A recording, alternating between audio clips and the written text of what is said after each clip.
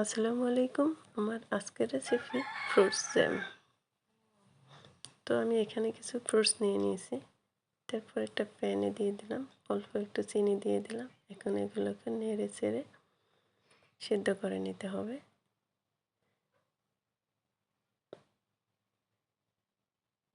তো সিদ্ধ হয়ে গেলে এটা একটা ব্লেন্ডার জাগে নিয়ে ব্লেন্ড করে নেব।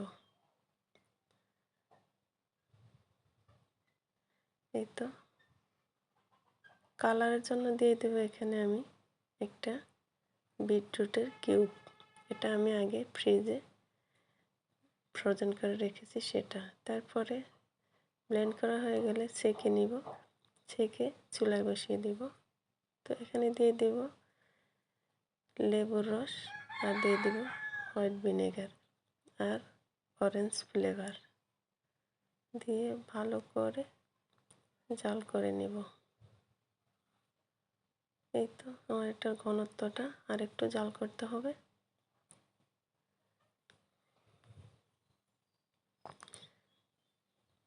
তো এটা বোঝার উপায় হয়েছে, এই যে সাইড থেকে ফেনাগুলো যখন রিমুভ হয়ে যাবে তখনই বুঝতে হবে এটা হয়েছে, অথবা চামিচে নিয়ে একটু আঙুল দিয়ে দেখলে বোঝা যাবে যে এটা একটার একটা লেগে যায় না, তাহলেই বুঝতে হবে হয়ে গেছে। তো আজ এ পর্যন্তই।